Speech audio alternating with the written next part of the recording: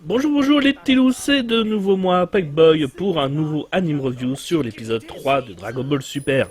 Donc on avait laissé l'épisode 2 de Dragon Ball Super avec la prévision qu'il y aurait bientôt l'anniversaire de Bulma. Donc l'anniversaire de Bulma, c'est maintenant, c'est dans cet épisode, même si nous avons au moins 14 premières minutes sur Beerus et Whis. Et je dois avouer quelque chose, c'est peut-être que moi et tout ça, mais je commence à apprécier ces personnages. Ces deux personnages qui viennent juste d'arriver, je trouve qu'ils collent de plus en plus à l'univers de Dragon Ball. Et c'est ce qui fait que j'ai bien apprécié l'épisode, même si au final donc ces 14 minutes sont un petit peu lentes avec une histoire de prendre un bain, des trucs comme ça. Mais ça permet de créer quelque chose, de créer justement un impact important sur les personnages, sur justement leurs dangers, leurs forces, avec le fait que Whis par exemple peut aller le plus vite possible que puisse permettre l'univers. Donc voilà, il y a des petites informations comme ça qui sont disséminées, qui accentuent un petit peu l'univers de Dragon Ball, comme par exemple il y a une vitesse limite pour l'univers. À savoir, il y a le fait que justement on apprend donc que un des Kaio, le vieux Kaio qui va transformer Gohan en Magic Gohan, et justement il a été enfermé dans la Z-Sword à cause de Beerus. Donc voilà, je spoil un petit peu les petits événements et les petites informations qui sont disséminées par-ci par-là dans cet épisode-là, mais je trouve que ça permet de rendre justement un univers encore plus cohérent, encore plus fort, avec beaucoup plus d'explications. Et je trouve ça vraiment très très bien, et pourtant l'épisode n'avance pas beaucoup, et tout. Mais ça y est, une bonne chose à prendre. Moi, en tout cas, j'ai bien aimé cet épisode. On revoit Krillin, Yamcha, Tenshinhan. Donc voilà, je vous l'ai pas caché, hein, je vous l'ai dit déjà. Krillin, je l'adore. Donc le revoir avec ses 18 et tout, je trouve que ça touche un petit peu le fan service. Il y avait en plus du Tortue Génial qui matait des jolies filles. Voilà, donc c'est du fan service rigolo, je trouve, cet épisode, et qui fait plaisir à voir. Pourtant, en plus, au début, en plus, même, tiens, j'ai oublié de dire, j'ai rigolé pendant l'épisode, parce qu'il y a un petit sketch très Toriyama, j'ai envie de dire, où Goku, par exemple, se met à s'inquiéter, à avoir peur, et tout ça comme s'il y avait une grande puissance qui arrivait. Donc, comme Kaio, le Kaio du Nord, essaie de cacher que Beerus est réveillé, pour pas que Son Goku et Beerus s'affrontent, bah justement, donc il a eu peur qu'il a enfin remarqué Beerus, ou qu'il arrive bientôt et qu'il n'a pas ressenti sa présence.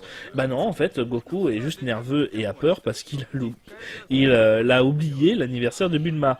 Bon, j'ai envie de dire pourquoi il s'est pas téléporté juste après avoir rappelé ça, parce que bon voilà, donc s'il s'en rappelle autant en profiter. Mais voilà, c'est pour faire une petite blague que moi j'ai trouvé super bien ici, je trouve, parce que ça m'a étonné. C'est sur le coup, je m'attendais pas à quelque chose d'aussi drôle. Et voilà, donc j'ai bien aimé l'ambiance de cet épisode-là. Je veux pas m'en cacher. J'ai trouvé ça vraiment très sympa. Je trouvais que ça rapportait un plus dans l'univers, que ça rapportait beaucoup d'informations, de réponses aussi à certaines questions. Voilà, alors que pourtant c'est censé ne rien apporter cet épisode. Ça faisait pas ambiance filer pour une fois, j'ai envie de dire, parce que ça fait un petit peu avancer l'histoire. Bon, un petit peu à la vitesse d'une tortue asthmatique, mais ça fait un petit peu avancer l'histoire. Donc voilà, pour moi, il n'y a que du bon plus dans cet épisode. Pourtant, voilà, c'est là où je voulais en venir avant de revenir sur les blagues et sur l'ambiance de cet épisode. Voilà, je voulais préciser que j'avais un petit a priori sur cet épisode. Il faut savoir que quand vous regardez un animé, malgré qu'il y ait un studio derrière, il y a au moins 3 ou 4 équipes dessus. Donc 3-4 équipes, ça permet de faire en sorte que le premier s'occupe des épisodes les plus importants, puisque c'est lui qui a le réalisateur en chef de la série tout entière. L'équipe 3 est souvent, ou 4, est souvent celle dédiée aux épisodes qui ne seront pas très importants et dont qui n'auront pas de dessinateur de talent. Donc ils sont très souvent très très moches les épisodes. Il y a toujours donc le premier épisode qui va être magnifique, le deuxième qui va être moyen mais ça passe, et le troisième qui va être ignoble. Je sais pas si vous vous en souvenez dans Dragon Ball Z, l'animé, si vous le regardez à l'époque et tout, dans les anciens. Et bah voilà, on voit de toute façon même dans 9 gags avec des mèmes qu'il y a des comparaisons d'épisodes justement avec par exemple une photo de C16 super bien dessinée, une autre avec l'épisode mal dessiné. Et voilà, donc on tombait sur le troisième épisode, donc on était censé tomber sur l'épisode mal dessiné. Et ben c'est très très mal dessiné, c'est très horrible, c'est très très moche. Je vais pas m'en cacher. Hein. C'est sur les 3 épisodes, c'est celui qui a encore plus de fautes de goût que dans le premier épisode. Et j'ai l'impression que les meilleurs sont en fait dans la seconde équipe, donc dans le deuxième épisode. Mais en tout cas, voilà, il y avait beaucoup d'erreurs anatomiques, j'ai envie de dire, et ou même des erreurs dans l'animation, des animations limitées, tout ça. Et c'était très hideux par moment. Je pense au passage où Kaiyo, le singe, et l'abeille poursuivent Sangoku, par exemple. Et je trouvais ça très mal animé et tout ça. Mais ça passe.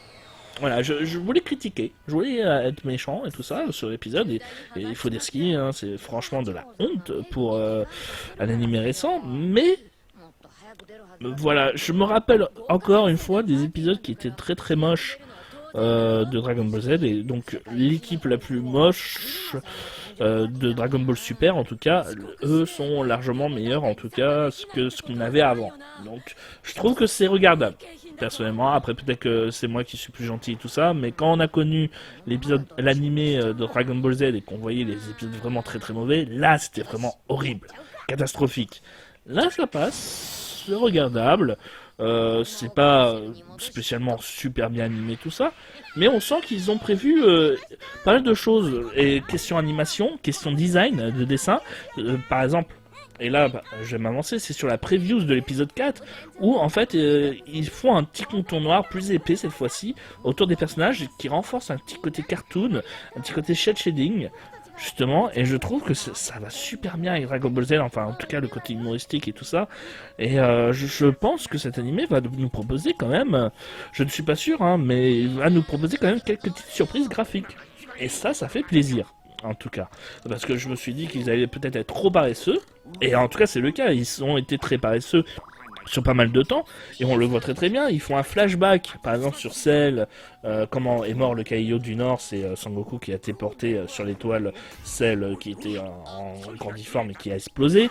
Bah là ils ont utilisé les vieux dessins, ça se voit, et la comparaison est assez horrible. Mais par contre, bah derrière, bah, ils ont réutilisé le passage, je crois, de Battle of God pour le passage où Sangoku se transforme en Super Saiyan pour la première fois. Donc là, ça fait joli. Là, voilà. Donc, comme quoi, ils auraient pu quand même faire des efforts. C'est pas juste pour. Parce qu'on m'avait dit, tiens, d'ailleurs, dans ce commentaire. Et c'était peut-être pour faire un hommage, pour garder les vieux dessins animés, tout ça. Bah, voilà, le passage de Sangoku en Super Guerrier, bah, ils utilisent celui de Battle of God et non pas du vieux dessin animé. Bon, après, c'est vrai que ça date tellement la passage de Freezer que c'est vrai que là, ça aurait été encore plus choquant. Mais tiens, pour vous dire, le passage de Cell, il est un petit peu flou d'ailleurs. C'est pour. J'ai l'impression qu'ils essaient de cacher encore plus la misère parce qu'on voit quand même une grosse différence graphique. Donc c'est bien dommage. Moi, j'aurais aimé qu'ils refassent tout.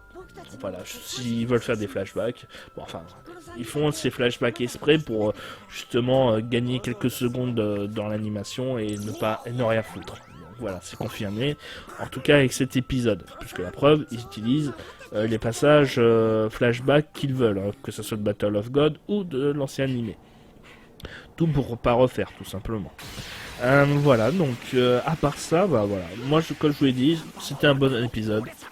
À regarder, donc je vous le recommande vivement. Dragon Ball Super commence à prendre un petit peu plus d'ampleur, petit à petit. Je trouve que c'est peut-être plus réussi que Battle of God dans ce sens-là, où ils apportent vraiment un background à Beerus et Whis avant de les mettre en action, pour les rendre moins débiles, j'ai envie de dire, moins forcés tout simplement à l'univers. Là, je trouve qu'ils s'incorporent plus lentement, mais donc de manière plus aisée, plus sympathique. Voilà, donc à regarder, et je vous dis à une prochaine pour l'anime review de l'épisode 4, et bien entendu un C'est manga méconnu sur les mangas méconnus de Akira Toriyama.